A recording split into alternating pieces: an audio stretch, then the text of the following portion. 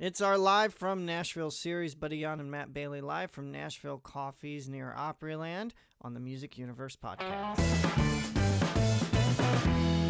How's your afternoon going, buddy? Morning going? Oh, mid-morning? as well as yours. Oh, yes, because we're together. We're together at Nashville Coffees doing these wonderful podcasts. And I have to say, I had a drink here. I have to see what the name of it is. I'm going to stand up. Well, mine's easy. It was chocolate milk. It's iced apple butter. Or I had the hot version. I had apple butter How was latte but they didn't do latte. They did steamed milk. It was amazing. It was like the season in a cup. Yeah. It was like apple cider, hot but better. Nice. She said it's an apple pie in a cup. If you come to Nashville, Interesting. Nashville Coffees. It's in the strip mall off of Music Valley Drive. It's behind the Nashville Palace. It's behind the Nashville Palace. You make a right instead of going left into the Opryland area. They've got some cool memorabilia too. A bunch of signed photos. There's a signed Rogue guitar from Blake Shelton. Yeah. And an album, framed album art. This is great. And when we walked in here, we had two of our friends sitting here. We had Tim Atwood and Roxane Atwood. Yeah. And if we've ever just sat down and recorded a conversation, this is it. Tim has a new album called Who I Am. He signed us, gave us copies. Buddy's rifling through his right now. That's yours. Or mine, because they're labeled now, because he signed them to us. Two sweeter people you will not find.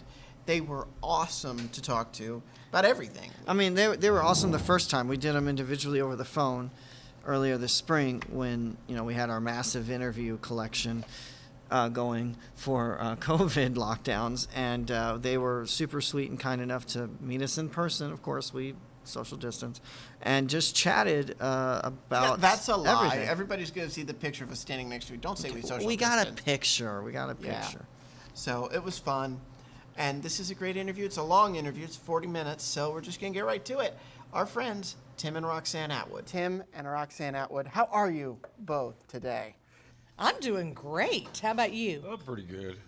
It should be better than good. I'm great today. Today's the day your CD releases. I know. That's exciting. Who I am. So let's start with the obvious question. And I'm not going to ask it to you. I'm going to ask it to you. Who is Tim Atwood? Oh, man.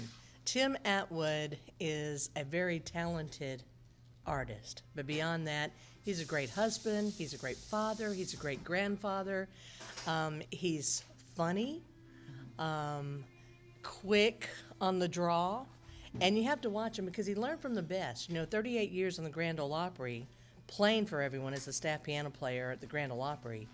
You're sitting there playing behind Minnie Pearl and Roy Acuff, and then you're playing behind Vince Gill, and then one day it's Carrie Underwood and Taylor Swift. And so I think Tim has kind of absorbed the best parts of all those entertainers. And you have to watch him because he can be on a show with a more renowned entertainer than himself, and he can steal the show. Yeah. So they better bring their A game if they're on the show with him. That's who Tim Atwood is. I love you. That's the nicest thing you've ever said about me. It's all true. Well, off of what you said, how has playing for all of these artists who I'm sure have their own tastes, their own way of wanting the band to work, how has that informed your artistry? Well, I've worked with so many people, and most of them were pretty nice. There were some that were a little hard to work with, but I always tried to give them what they wanted. If they wanted certain things, I try to do that. But I think it served me well because I've met all these people coming up. I mean, like Garth Brooks before he was Garth Brooks, you know what I mean? And so having that interaction with those folks. But after 38 years working with Porter Wagner and Roy Acuff and Jeannie Seeley and all those folks, that's where I really learned how to do what I do, which is entertainment. I'm going to sing a couple songs. I'm going to tell a couple of jokes. I'm going to tell stories. I'm going to make you laugh. I'm going to make you cry. It's a roller coaster ride. So I learned from the best. Now, what was it like going in with all these artists, whether you played with them before or not, just walking in there? Did it make you nervous? Did you rehearse, or did you just have sheets and just have to go in and play it? Well, the majority of the time we would have a rehearsal. what they would do, they would send the songs to us like on Thursday, and then you walk in Friday night and they're expected to play it. You'd run through the song once, then go on stage and do it. There were nights, Trace Adkins' first night on the Opry, it was amazing because he called like at, I want to say about 8 o'clock, and he wanted to be on the 9:30 show. And one of the guys had a time to write a chart, a number chart, Nashville number chart. And when they introduced Trace, they came out, they put this piece of paper in front of me, and you just played. You had one shot at it. Either it was do or die. Is that nerve-wracking? Yeah. 'Cause they had You never even couldn't- listened to that song. It was just a chart Yeah. and go. You couldn't have got me off that seat with a crowbar. I mean, I was a little nervous. And that's what's great about Nashville. I know when I lived here like 12 years ago, so it's great to be back. But when I was here for 2 years before I moved here, I visited just a small studio somewhere. I was in touch with someone, and I was so green to it. I sat there when they were playing back kind of their mix. I said, "So, how long did it take you guys to rehearse this?" They looked at each other and started laughing. Like, rehearse? No. We listened to it once, maybe twice, 3 at the most. Chart it, we go do it. It sounds like this. I'm like, all right, I'm going to take a step back and not worry about trying to do studio work. Me and my own band where I don't have that pressure, because that's got to be a lot of pressure. Yeah, at the time, you just do it without thinking. You go on autopilot. There were a few moments where I did get a little nervous. I mean, different people. I'm playing for Barry Gibb. Worked the Opry one night, or the Bee Gees, and working with him, and Taylor Swift. I honestly, with Taylor Swift, I just thought, she's pretty good. I didn't think anything of. She's pretty good. About 3 weeks later, man, she just explodes. And her father had asked me to come out and get on his boat and write songs with Taylor, and I said, no, I'm not, because I didn't think she was going to really hit. And boy, was I wrong. She might have written a song about you, so Yeah. maybe it's a good It's thing. probably a good thing. Maybe Tim McGraw should actually be Tim Atwood. Yeah. Hey, there you go. I want to talk to you because you're a music journalist, music producer. Off of that, to kind of split focus here, what do you make when somebody rises meteorically like that, like a Taylor Swift, or outside of country, like a Lady Gaga, who now is trying to go country with her Joanne and whatever? What do you make? Is it because she's had staying power, but she's left country? What do you make when you see an artist just explode like that? Well, I think you really see them explode now within the past 10 years more so than in the past. And it's because of social media. You don't need big labels behind you necessarily. You just make enough a noise and you get the attention. And I think that, like Taylor Swift, she caught on with the tween group at first, and that was a group in country music that was sorely lacking at the time. And her fan base just built like crazy, but she was a master at social media. So I think that's an equalizer. I mean, I see these influencers now. We have grandkids, so my 10-year-old watches these folks who have a fan base of like 2.5 million people. On TikTok. Yeah, on TikTok. That's crazy. Yeah, my daughter coming out here, she's sitting on a plane dancing a TikTok Yeah. and filming it and then uploading it with the Wi-Fi on there. I'm like, what do we do? Our kids do that too. And it's like, first of all, I watch the moves and there's no way I can move like that to begin with, and they just pick it up like that. But the fact that this, like a 13-year-old girl can have 2.5 million, 3 million followers, that's more followers than most artists have today. So I say that social media is a reason for the explosion. But Tim, because of that, are we getting away from what matters with music? I'm not sure if it's getting away from it. It's just different. I mean, the TikTok thing is amazing. We got one granddaughter. I think she does it in her sleep. She loves it so much. But the influencers, I would have never thought I would see a day where you've got these young people with that many followers influencing the country, and that's pretty amazing. To me, there still has to be some sort of substance there, for it to really work. So tell me about this new album. How long did it take you? What's your favorite song? Can you pick a favorite song? Let's look at the track listing here. Well, we started this, I want to say, last February, and it just came out a couple weeks ago. But these are songs that I love really good writing. And every song on here is just, these are songs I wouldn't mind doing if something happened and I hit. I wouldn't mind singing any of these songs forever because they're great songs. And I did it basically for me because I wanted to do the stuff that makes me happy. If you hear that, then you know who I am by, you know, even in the inside cover, Roxane wrote, you know, there's so many different sides because that goes from having just a piano vocal and strings all the way up. I've got a horn section on a couple songs. Oh, wow. Did you write them all? No, I co-wrote a couple songs on there, but there's some great songs. One of my favorite writers is Mac McAnally, and he plays lead guitar for Jimmy Buffett, but he had his own stuff. I was listening to him back in the 70s, but he is just an amazing songwriter, my favorite songwriter. And but the single, Mac wrote the new single, You First. And Yeah, well, the single is Sending Me Angels. oh, that's right. Never mind. But he wanted you forgot. first. He wanted you first. Sending Me Angels is a really cool song that speaks of today's times. And I think that when you hear it, you'll hear the passion in Tim's voice as he sings it. And it was actually a song that he sang to me on our wedding day 17 years ago. And it's even more meaningful to now with everything that's going on in the world. We have angels everywhere. And anyhow, so that's a single, and it's getting some really good response, and we're excited about it. But he was talking about, you asked him about the CD. I think that as you begin to age, that with age comes a sense of freedom because you don't chase radio anymore. You actually do produce the record that you wanted to do in your heart. And if people enjoy it, great. But you can stand true to, this is who I am. This collection of songs speaks to Tim, and it speaks to me too. I think that the listeners are really going to enjoy it.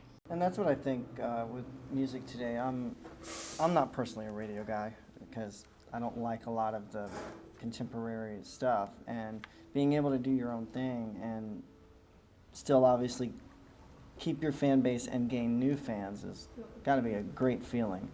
It is. It's wonderful. I've got a friend of mine. She's got a little 3-year-old granddaughter, and she listened to the CD, and she's got her favorite song. And my cousin, her grandson, he's 4. They said that he listened to Shortland Bread Rock on there, and he kept saying, "Play it again, play it again, play it again." And she said that night he had his walkie-talkie out, and he was talking. They said, "Who are you talking to?" He said, "Your cousin Tim." But I'm starting to get the young ones. Now if I can just get the older ones to jump on board, we're good. Oh, he's doing great with kids and 70 plus. No. Well, I was going to ask, we talked to both of you separately in the spring, and I believe when we talked to you, he was recording, was it this album? He was. It was that album. Yeah. Yeah, and we had to do it because of the pandemic. We did it in spurts, and we took precautions.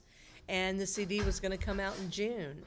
And it was like you get to June and you go, wow, we're in the middle of this. Surely it'll be over with by July or August.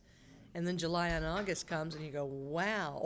And so there's so much work in it. We could have held it to 2021, but it was its time. So even in the middle, it's crazy to put out new product in a pandemic because we don't have the shows to help promote the CD. So we really appreciate you guys more than you could ever possibly know. We thank you for this opportunity. Well, it's funny. We planned the trip to come down because you know who over there worked really, really hard. And we're going to give a shout out to Scott. Scott Sexton, 2911 Media. Who he got us in for the Oaks for the Christmas show, and that was a feat because they're not handling it. It's the Opryland. And so I said, okay, if we can do this, I'll come down because I need a show. It's 2020. Like Our show was supposed to be Garth in Vegas. Yeah. Oh, wow. And then, of course, everything got pushed back. So he's in my ear saying, you need to come to Nashville. And I'm not flying in there. I ain't doing this. Well, that one over there wants to be here. Yeah. So I kind of had both of them We in ganged my up ear on him. because I That's mentioned it to good. her. Now, I know I'm not doing it, so I didn't book my trip till 2 weeks ago today. Wow. Yeah. So we just ended up just coming out, and here we are. So I'm curious, how was the flight over? It was okay. I mean, we flew from Bakersfield to Phoenix, and then Phoenix straight out. Socially distanced, or was it crowded on the plane? The first plane was more distant. I mean, it was just a smaller one, so we just had the 2 seats. But and then they actually went up and down the aisle and made people wear their masks. Oh, good. But from Phoenix to Nashville, it was packed. I mean, we had a guy sitting next to me, but we all, we all did our DC, best. DC. I was on. And of course, that's my cell phone. And what is rule number 1? Shut your cell phone off. Yes, indeed. Okay, so sorry, guys. It's okay. We're sitting here at a coffee shop, very informal. Yeah, that's Yeah. all the background noise. I love it. DC was I paid because it was actually rather cheap to pay for the row between first class and economy. Yeah. With the extra, so I got that when I picked my seat, and there was nobody in the seat next to me, so I moved over to the window, and slept the whole time. It was fine. It was fine. I'm an hour away. They're on the other side of the country. I'm an hour flight from DC. It was about a 5-hour trip for us. Total. Yeah. So they say 2 hours, but we made it in like 90 minutes. Well, we're glad you're here, and you are going to be in for a treat. You picked a good show. Sorry you didn't get to see Garth, but the Oak Ridge Boys are going to wow you tonight. I've never seen it. Did you ever play behind them? Did you Yes, ever, I at the have. Opry? At the Opry, and we had a TV show that we did, and T.G. Shepherd was the host. We shot a pilot, and I was the band leader, music director, and they were on. But I've known Dwayne probably 40 years. I mean, I've known Dwayne. I had an uncle that sang in a gospel group, the Florida Boys Quartet, and when the Oaks were gospel, they would do package shows together. So I've known the Oaks forever.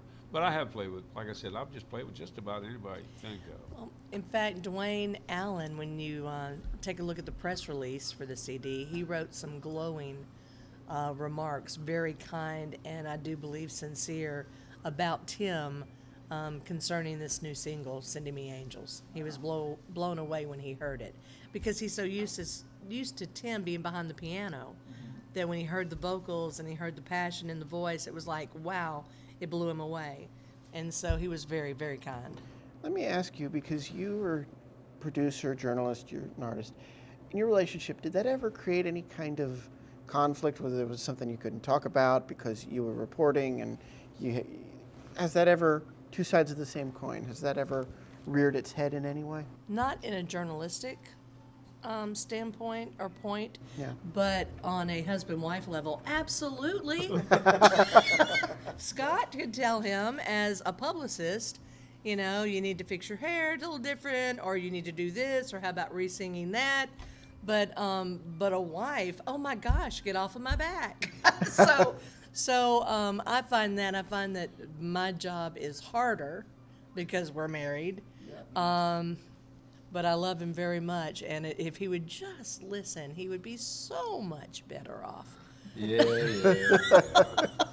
The first time. He ends up, everything ends up okay. And see, she is great. She is fabulous with words. And she was on TNN on camera and did feature stories. And she is, if it wasn't for her, I wouldn't have a career, I don't think. She really has worked really, and she does know. I need to listen to her, but sometimes I just do it because I can. Well, my question for you, Roxane, is when I first visited Nashville in '98, I'm going to get kind of nerdy with the technical side of TV. Drove around the backside of Opryland, and there was like CMT, TNN, I guess, right there. And I was hardcore for a tour. They said they didn't give them. What was it like walking into, I mean, these are iconic brands. What was it like walking into that building and going to work there, you know? Well, I will say this. I never once took it for granted, ever. I was 23 years old when I started at TNN. And my first interview was with Minnie Pearl and Jack Green on the same day, 2 different interviews.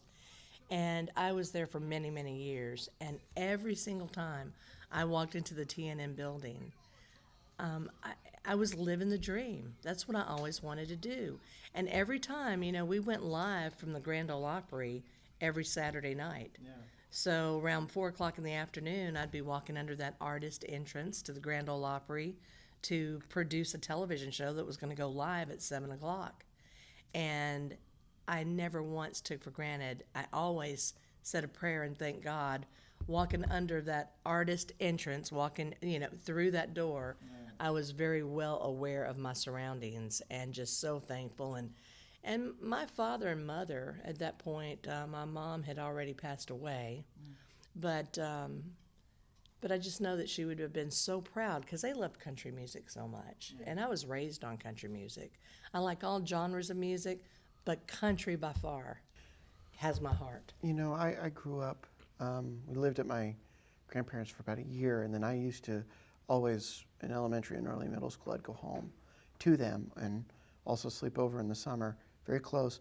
My grandfather had a little den at the back, and every weekend that I was there, it was Grand Ole Opry on CMT. So I don't know if it was simulcast from TNN to CMT. This is like late 90s, early 2000s. Yeah. And they're broadcasting it. I don't even know if it was reruns or if it was the show that week. I miss that. We don't have that anymore. I think maybe the closest thing is Circle doing it now, but. Yeah, Circle, and then you've got a few things on RFD. Yeah. TV. I know that Larry Black has Larry's Country Diner. Do you guys get RFD? Oh, yeah. I snuck into that building. You did? He gets to tell his story. I'll try to tell you his story. So I'm going around. This is in the early days when I had my podcast. I'd had some pretty big interviews. We come to Nashville for my 21st birthday, and I had these demo CDs made up of just my interviews. And I'm going in these different places. I went to Clyde Records to give something to Ray Stevens' person.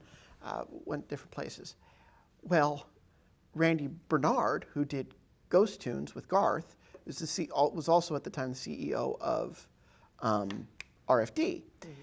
Well, I wanted to do a Ghost Tunes podcast. I wanted to pitch a Ghost Tunes podcast for him. I'd made a demo, mock-up, everything. So we get to the RFD building, and I'm dressed up nice, but I walk in. Somebody holds the door open. I walk in, go up to the floor. Go, yeah, I'm here. I'd like to see Randy Bernard. I have something to give him. Well, he's not available, so I take a card. But they're all looking at me really weird, like, what's this kid doing here? How? Well, I go back down. There's another radio station. I'm out of CDs. So I go back out to the car, grab another CD, try to get back in. The door is locked. I snuck in because somebody held it open for me.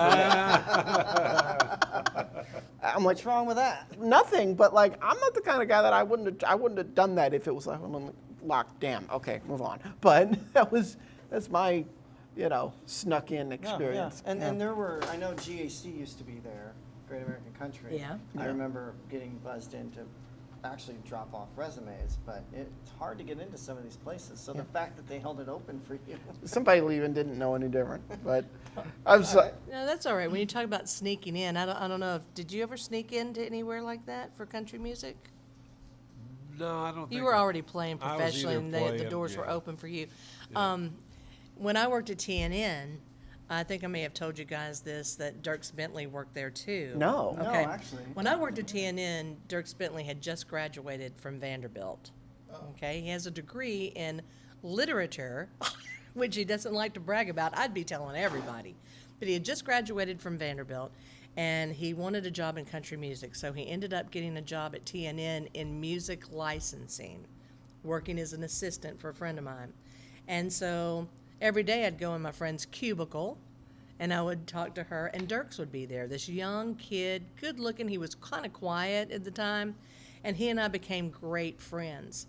And he loved country music, and he loved the Grand Ole Opry, and he would sneak into the Grand Ole Opry so many times he finally got caught. And the president of the Grand Ole Opry, I'm not going to name names now, but he told Dierks that he was banned from the Opry. He could no longer come into the Grand Ole Opry. And so Dierks was a friend, so I said, oh, Dierks, they'd forget that. So I would give him a set of headphones and a clipboard. And I would say, every Saturday night, you need to meet me here at 4 o'clock. Just walk in with me with your headphones on your head and the clipboard in your hand. and look authoritative, and nobody's going to say a word. And so for a year, he accompanied me backstage to the Grand Ole Opry, and I would even plug him into one of the cameras. Oh, my so God. that he could get what was going on, the feed, and he would stand there as Bill Anderson at that time was the host for Opry Backstage. And then after the show, our show wrapped at 8 o'clock, but everybody just assumed that he was part of the crew, so he had free reign of the Grand Ole Opry. And Dierks never forgot that. And when he signed with Capitol Records and they were writing his bio, of course they have people on staff there at Capitol to do all of those things. And he said, no, I don't want you to do it. I want Roxane to do it. So I wrote for Dierks' first bio for Capitol Records because he's that kind of guy. He's a loyal guy. And I think it's been a while since I've seen him personally, but the last time we saw him was at George Jones's funeral. George's funeral. And they wanted Dierks to go to the front of the line as an artist. We're all waiting in line, but he's special. He's Dierks Bentley. And he said, no, I'm not going to butt in front of all these people. He said, I tell you what, I'll go a little ahead. I'll stand with Roxane and Tim. So he stood with us for an hour before he paid his respects to Nancy Jones. Oh, wow. That's the kind of guy Dierks Bentley is. That's a great story. Isn't that a cool story? We meet so many people. And then Tim ended up playing piano at George Jones's funeral, which he doesn't talk about that a lot, but I think that's just Okay, a we have to- major we have to hear that's that. a major thing. How was that? I mean, there had to be all kinds of emotion. There was. It was the staff band, the Opry staff band we played. And but I had a deal with George back in the 70s. I was working with Jim Ed Brown. Oh, wow. And we Another were in, late great. yeah, but we were in Milwaukee, Wisconsin, and George had chartered a flight. It was a package show, and my wife was having surgery the next day. And so Jim Ed went to George and said, hey, can he fly back home with you? His wife's having surgery. Would it be okay if he flew home with you? Because you can get there faster than the bus could get there. And he said, sure. So we get to the airport, and the pilot tells George, said, Mr. Jones, we shouldn't go right now. There's a terrible storm between here and St. Louis. He said, I chartered this flight. We're going home. So we get up in the plane. George has had a few. Can't get away with that anymore. There's No. the FAA regulations. Can't But he actually, fly in the storm. he sat there and fell asleep. Passed out. Passed out. There were 4 seats on the plane. So it was me, George, his road manager, and the pilot. And I was sitting where I could see the horizon meter, where it lets you know if you're level or whatever. And we were flying, and it was just back and forth. I thought, I'm going to die on a plane crash with George Jones, and ain't nobody going to know who I am or how I got on this plane.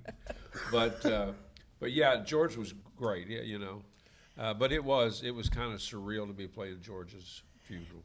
About that funeral, I was there. I was working the back door. I didn't intend to. I intended to be in a pew paying my respects to George. But when I got there, Secret Service was all around because Laura Bush attended that funeral. And every artist had to check in who attended that funeral through the back door of the Grand Ole Opry. And they realized they didn't have anybody there that day who could work the back door who would know the artist and the publicist and everybody coming through. So they pulled me out of the audience and said, you need to work with the Secret Service. So I worked with the Secret Service on the back door that day and saw the funeral on a monitor in front of me. And it was amazing, guys. Thank God, I am not old enough to have been around when Hank Williams died. But Hank Williams' funeral, we've all seen those pictures where thousands and thousands of people in the streets. It was amazing. That's what the Opry House was like that day. There were so many people at the Opry House to pay respect, and that holds 4,400 people, that there were still thousands of people left in front of the Opry House as that funeral was going on. And if you ever see some pictures of that, it's pretty amazing. Couldn't have picked a better venue for it. Oh, it had to be the Grand Ole Opry. Couldn't be bridged. It could not be one of those big arenas. No. Oh, were you at Charlie's? Were you speaking of funerals? Were you at Charlie Daniels? I was not at Charlie Daniels' funeral. wasn't there. I think we were on the road. Because that was the same thing. Yeah. A very loved man. Charlie Daniels, I don't think that if you were in his circle, you were a very blessed individual. Yeah. You're not going to hear very many bad words or things about Charlie Daniels. And I respect and love how he took care of his family and took care of the core people who worked with him, his band and his office crew. But how he stood up for America. No bones about it. You know how Charlie Daniels felt, and he did not apologize for that. No. And I loved him for that. That's a true patriot. And we were booking him for our show. We were going to have him whenever, because I knew Zygus. I had known Paula for a couple of years. I'd interviewed him a few times, and she was like, "Yeah, just hit me up when we're going to do it at this time." Yeah. Because he was only doing like political TV. He says, "We're going to get back to the music stuff." Hit me up then, and then like a month later he passed. So Yeah, we were going to have him for the fall when the tribute show was going to happen. Yeah. so we can talk like this with you guys because you're music journalism. You travel in these worlds. You know what it's like too. And then I know they pushed the tribute show back, which we speculated was going to be like an actual tribute to him. Yeah. But yeah, we were going to have him on, and super excited. And then Well, I'm going to turn the tables on you. Has there been a person that the two of you have interviewed that was like, oh my gosh, you're interviewing this person, you can't believe it, and then it's hard not to act Gurmy or whatever, but I mean, we all have that in us. that's a word we discussed before. Garth, in fact, my first interview really with, especially in person. Pointing at my hat, guys. That's what you're hearing. Yeah. the He's pink pointing at the hat. Garth, yes. I was in Bakersfield. He had announced a big comeback tour, and I got the press release, and I emailed back, "Hey, would love to be a part of this." And had only seen him once before that. That was in 1998 in St. Louis, so at the end of the big tour. Yeah. And so I get an email right back saying, "I think we can accommodate. We'll reach out the week of." So of course I'm like calling everybody I know, like, "Oh my God, I might get to interview Garth, might do this, Yeah. might whatever," and I'm like preparing myself. So I wasn't quite sure how it was all going to work. So Fresno's about 2 hours from me, so I make arrangements. I leave the job I'm at early. I'm like, I'm going to meet Garth. I'm on my way up there. I get another email saying, "Oh, they're in-person interviews with Garth and Trisha. They're one-on-ones." Okay, I wasn't expecting that. I was just expecting to attend the press conference. Right. So I get up there. The first journalist there. I mean, that's how early I am. I didn't know where I was going, so I found some people that worked there, and they got me like a notepad because I wasn't prepared for that. I was just going to sit at the press conference.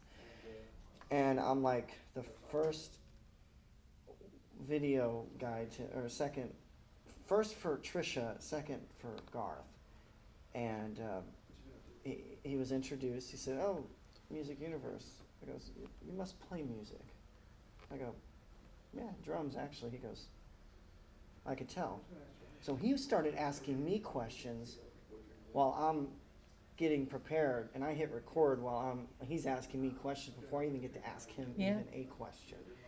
And it was probably the best 3-4 minutes ever. Yeah. So it was just like so cool. We shook hands. We couldn't get pictures. I was a little bummed at that, but I'm like, I'll respect what they say.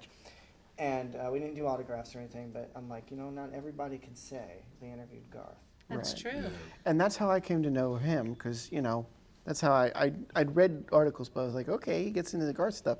So I hit him up, and then so my podcast journey, just to backtrack for a minute, started as a ventriloquism podcast. A ventriloquism podcast. We'll talk about that later. But the point is, it started right before I went to college. I never imagined it would turn into a celebrity talk show. I didn't interview Garth for Music Universe. I was doing my own thing, and I'm like, I reach out to by 2017 we're working together. So I reach out. I get the same thing. Yeah, probably can do it, but reach out the week of. Well, I'll never forget it. It was my midterms for the spring semester, and for my criminal justice course, and I get the email. You're in for Garth in Albany for the press conference and one-on-one, and we'll give you 2 tickets. I was not expecting the show tickets. Yeah. I thought it was going to be a thing where, do you want to go? But they set aside. the press tickets. They set aside the press tickets, and because my dad, we were actually going to see him 2 weeks later in Philly, and my dad was like, I don't want to go to the show. We're going in Philadelphia in two weeks later. Our whole family had bought a suite, and we were all going to go. And then I'm like, Dad, they gave us tickets. I didn't even have to. He's like, fine. So we watched it. We got a hotel. So we drove up to Albany in like March blizzard. Yep. Drove up to Albany. Did it. I'm like trying not to crap myself the whole ride up there. Now I'd met the man several times before, but I get there. I do the interview. All due respect to my college experience, ventriloquism podcast, to interviewing my childhood hero. I didn't graduate in June. I graduated March 11th, Good for you. 2017. Yeah. That is that, and that is my date on the Legacy box set. Yeah. You know how you could date that? That's my date. We both got the dates we interviewed Garth on. No, actually, I got her birthday. Oh, okay. I thought you were going to do one that had yours, No, but I've all one set. yeah. One thing about Garth Yeah. is that whenever he would come and do the show, Opry Backstage, like I have had artists come in and they look over you. They don't look into your eyes. They don't Yeah. see you. Right. Because you're not important enough to know. Yeah. But Garth was not that guy. Garth would like everybody because he realizes that everybody has value and it's a team that puts everything together. Yeah. And but he would say, you know, like if Tim were working the show, Tim, you know, how's it going? And Tim would say, oh, you know, Garth, you know, I've got my son, he's wanting a puppy and blah, blah, blah. The next time Garth would come to the show, not only would he remember Tim's son's name, but he might actually have a puppy with him. Right. I mean, he's actually given our crew Yeah. members puppies. He remembered me from all the times I'd stalked him as a fan. Yes. You mentioned that word "germ," and maybe Yeah. we'll have you back just to talk about that, because there's a group of ladies that are Garth fans. Yeah. They're the reason I think I'm in music journalism, is because they showed me you can be a fan and still do this. In fact, I wouldn't want to not be a fan. And we've talked How did about we get started? Because we're fans, right. right? And we've You talked love it. and we've talked about several times, like, is it appropriate for me to go up and just, if I know Garth is going to be at the Late Show, when I lived in New York, if I know he's going to be at the Late Show or at Good Morning America, is it appropriate for me to wake up at 3 a.m. and go up there just to say a quick hello? And I think it is. I think it keeps you in front of them. But you know, there's the question of, does the team like that? Does the team appreciate it? I think GERM doesn't exist. If you're passionate and you respect, and the artist respects it, great. If you're passionate and the artist doesn't, you know, one of these. Well, here's where you become a germ, okay? Yeah. I think that people like Garth absolutely want you to come by and say hello, and he cares. But Yeah. the germ part would be if you come and say hello, and he's got to be on air Oh, in yeah. the next 5 minutes, and you continue to talk about your day for 4.5 of that, and then his team, they're pulling out their hair. No. That's where it crosses it. But see, you don't do that. No. Tim, we have a son who's a drummer. You mentioned drummer. Yeah. And he's actually drummed for Garth Yeah. Really? on a Yeah. show at the Opry. I was amazed at Garth, how he remembered everybody's name. Yeah, I was going to say that. He was yeah. at the Opry, and we met him, my wife at the time, and my 2 boys. And we would see him like 6 weeks or 6 months later, and he would call us by name. Well, Diana died in August of 2000, and that year was the 75th anniversary of the Grand Ole Opry. And Tristan had been backstage, hanging with them all the time, and Garth asked him if he would come up and play a couple songs with him on the Opry. Now, this kid was at that point about 16, and you know, you're too young to be scared. You know what I mean? You just jump in and do it. You do it. Yeah. And I always thought that was the coolest thing, and so it was really. I was just impressed with how personable and how he remembers everybody's name. I try to do that, but Tim's pretty I'm good losing. at I it. do pretty good, but not like that. It's tough. He's amazing. I think he has an eidetic memory. I think Yeah. that's like a thing. He has to, because when I was in Fresno, I got tickets as well, but I had gone by myself. So I'm in line with someone, or I'm just in line. I grab my tickets, and I'm in line, and somebody started talking to me, like, where are you sitting? He goes, oh, I'm way up behind. I go, you want 12th row? He goes, really? I go, yeah, 12th row. Who did that? I did it to some guy. So Oh. he sat next to me the whole show, and next to me, because we're in the journalist. That was really nice. We're in the journalist area, And a guy from the Fresno Bee, I know his name was Josh, had interviewed him, and we were kind of chatting, sitting there. From the stage, again, we're row K, so what, 12th row? Garth goes, Josh! Like that on the stage, like saw him in the middle of the show and started going. And he's like literally sitting right next to me. I'm like, he just met us like 3 hours ago. Yeah. He remembers the name. Like, that is so cool. And he did it in Garth fashion, like that yelling that he does. It was awesome. Did you have long hair then? Oh, yeah. Tim? I've always had it, yeah. So, yeah, and Tim's always had kind of long hair. We will go places, and people like, because he asked you if you were in the music industry. Yeah. People will just assume or ask Tim if he's in the music industry because why? Because we were in New Orleans, and I'm sitting there, we had ordered something, and the guy walks over, he said, "You're an entertainer." I said, "What makes you say that?" And he said, "You got entertainer hair." And you have entertainer hair. Yeah, thank you. I enjoy that. Usually I've got a few more. I have 50-year-old man hair. We've already been over this, joking off. But it looks good on you. Thank you.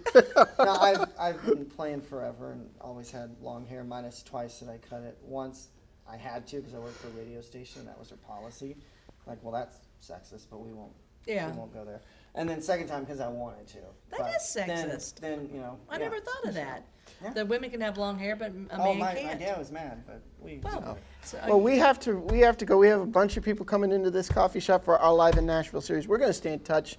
Every time we talk to you, we feel like we're just talking with old friends. Well, yeah. they're right back at you guys. And before we go, I want everybody to go to timatwood.com. That's timatwood.com. Say it with me. timatwood.com. And I want you all to order his new CD, and the new CD is called Who I Am. Say it with me.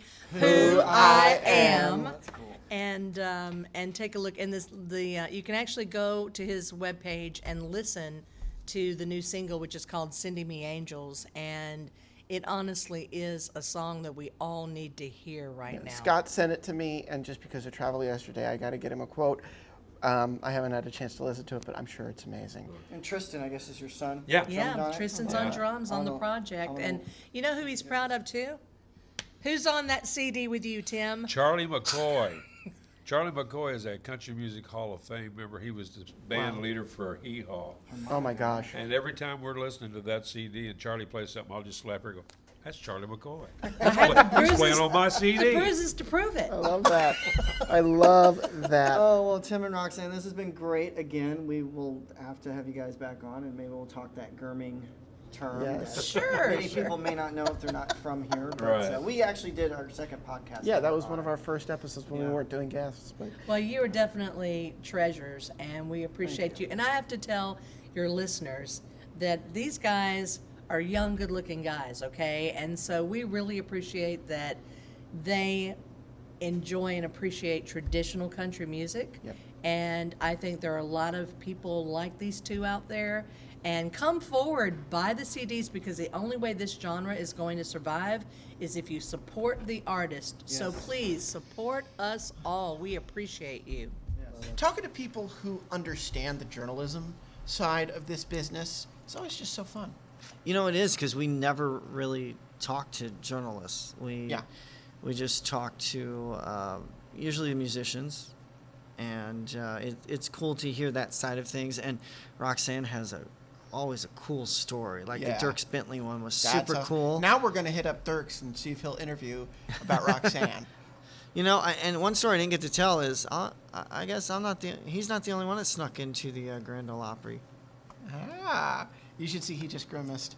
I've done that, and got my own private tour because I did that. But you know what? I really didn't sneak in because I just drove up to the artist entrance, decked out like An artist? an artist, and they didn't ask questions. Wouldn't We'll fly be today. right on in. Wouldn't fly today. Oh, I know, but Right. hey, it's something I'm Seems proud like of. you lived like a clandestine life. You were sneaking into backstage with Reba. Hey, we don't talk about that. What? Guys, there's a story there he's told me. It's wild. It is wild. We're gonna leave it off the record. No, we're not. You're going to tell it one day. You're going to tell it one day. We're going to get Reba, and then she's going to be so charmed by us, you're going to tell her the story. You're going to tell her. Sure. Yeah, okay. Anyway, From Nashville Coffees in the heart of Music City, this is the Music Universe Podcast. I'm Matt. And I'm Buddy in person. Thanks for listening, and keep checking out themusicuniverse.com for the latest news and release info. And check us out on socials and weekend notes and notable releases on YouTube and IGTV.